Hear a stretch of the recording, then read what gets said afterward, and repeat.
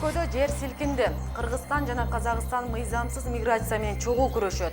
Чегара кызматы аңчылык мыйзамына өзгөртүү киргизүүнү сунуштоодо. Алдыда мына ушул жана башка жаңылыктардын топтоо менен тааныша аласыздар. Студияда мен Асель Бусурманкул кызы. Саламатсыздарбы?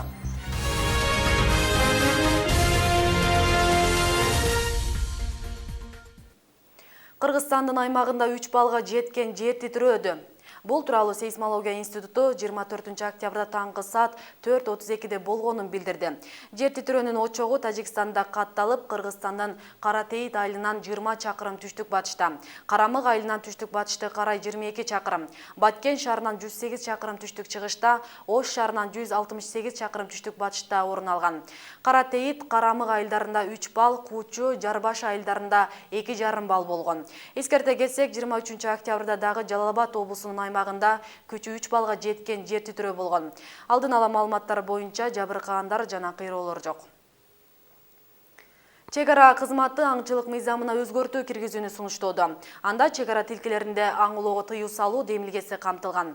Тиешелүү мыйзам долбоору коомдук талкууга коюларын чегара кызматынан билдиришти. Маалыматка караганда, бул өзгөртүүлөр аркылуу мамлекеттик чегарада мыйзам бузуулардын алдын алуу аракети көрүлүп жатат. Жогорку кеңеште буга чейин 2030 жылга чейин аңчылыкка тыюу салуу сунушталган.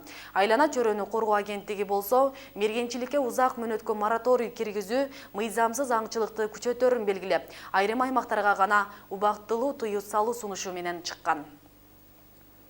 Кыргызстан жана Казакстан мыйзамсыз миграция менен чогуу күрөшөт. Бул тууралуу келишим эки өлкөнүн өкмөттөрү арасында түзүлдү. Информ Чекит Кейзи маалымат порталы жазып чыккандай, келишим мыйзамсыз миграциянын агымын азайтууга өбөлгө түзө алат. Кыргызстан менен Казакстанда мыйзамсыз жүргөндөрдү кармап, мекенинен кайтаруу түйшүгүн жеңилдетет. 17 октябрда Кыргызстан жана Казакстандын тышкы иштер министрлери жолугуп, эки өлкөнүн аймагында жарандардын каттоосуз жүрүү мөөнөтүн 30 күнгө чейин узартуу боюнча келишимге кол коюшкан. Буга чейин жарандар 5 күнгө чейин гана каттоосуз жүрүүгө уруксат берилген эле. Аталган келишимди эки өлкө парламенттери ратификациялашы керек. Премьер-министр Сооронбай Жээнбеков Орусиянын өкмөтүнүн төрагасына тик учактын кыйрашына байланыштуу көңүл айтты.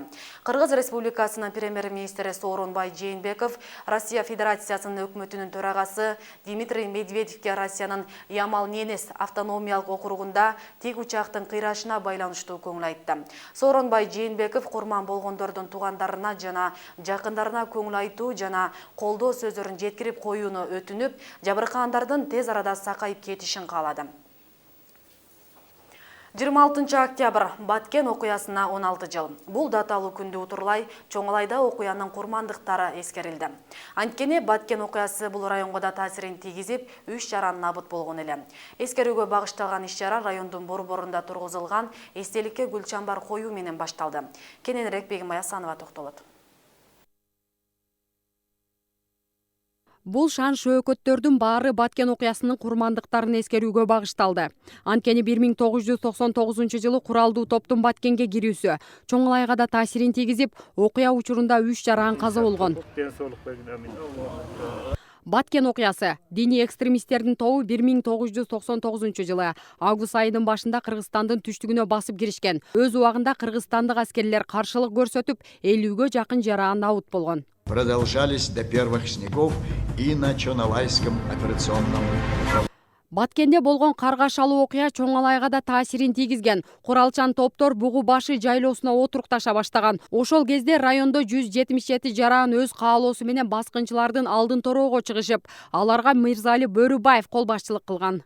Лейтенант Голубов деген 24 жашында Бок башы деген жайлоодо каза болду. Минага Ерматов деген солдат берден каза болду.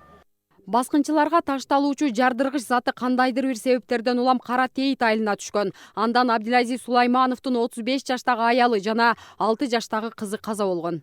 Өзүм чуркап эле эшикке чыгып, аялымды карасам, бу осколка тийген бир не болгон бөлөк салак болуп жатты.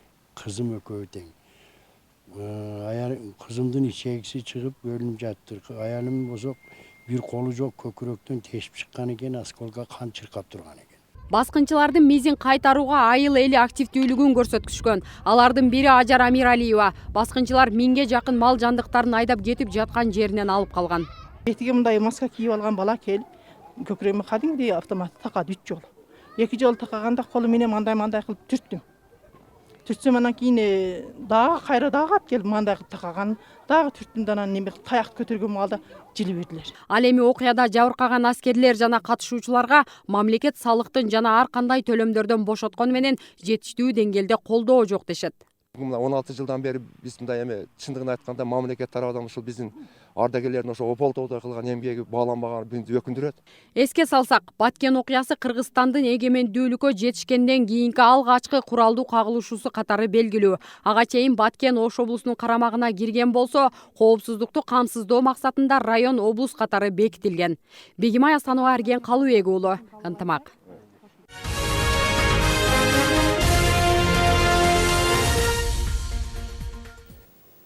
Бүгүн Кыргызстандын аймагында мезгил менен кар жайт. Бул тууралуу Кыргыз гидрометтен маалымдашты. Маалыматка ылайык, батыштан соккон шамалдын ылдамдыгы секундасына 4-9 метрден 18-23 метрге чейин жетет. Абанын табы Бишкекте түнкүсүн 0-2 градус суук, күндүз 3-5 градус жылуу болот. Ош шаарында мезгил менен кар жайт. Абанын табы түнкүсүн 0-дөн 2 градус жылуу болсо, күндүзү 6-8 градуска чейин жылуу болот. Ал эми калган аймактарда мезгил менен кар жаап, тоо этектеринде жана Чүй Талас, Ысык көл, Нарын облустарынын дыйканчылык аймактарында кар жаашы күтүлөт. Кыргызстандык күрөшчүлөрү Кипрден Левкош шаарында өтүп жаткан эл аралык мелдеште 4 медаль алды. Турнирдин 3-күнү 23 октябрда мелдешке чыккан балбандарыбыздан 50 кг салмакта Бексултан Абдинасир уулу, 58 кг салмакта Эдил Кадырбек уулу бардык атаңдашын жеңип 1-чи орунду алды. Ал эми Нурхан Жусупов менен Нуртилек Кадырбаев 2-чи орунду алып, күмүш медаль тагынышты. Эске салсак, 20 октябрда башталган мелдеш 6 күнгө уланып, 26 октябрда жыйынтыкталат. Сиздер ушул саатка алынган жаңылыктар менен тааныш болдуңуздар. Ушул жана башка жаңылыктарды сиздер биздин Ынтымак ЧК сайтынан дагы таанышсаңыздар болот.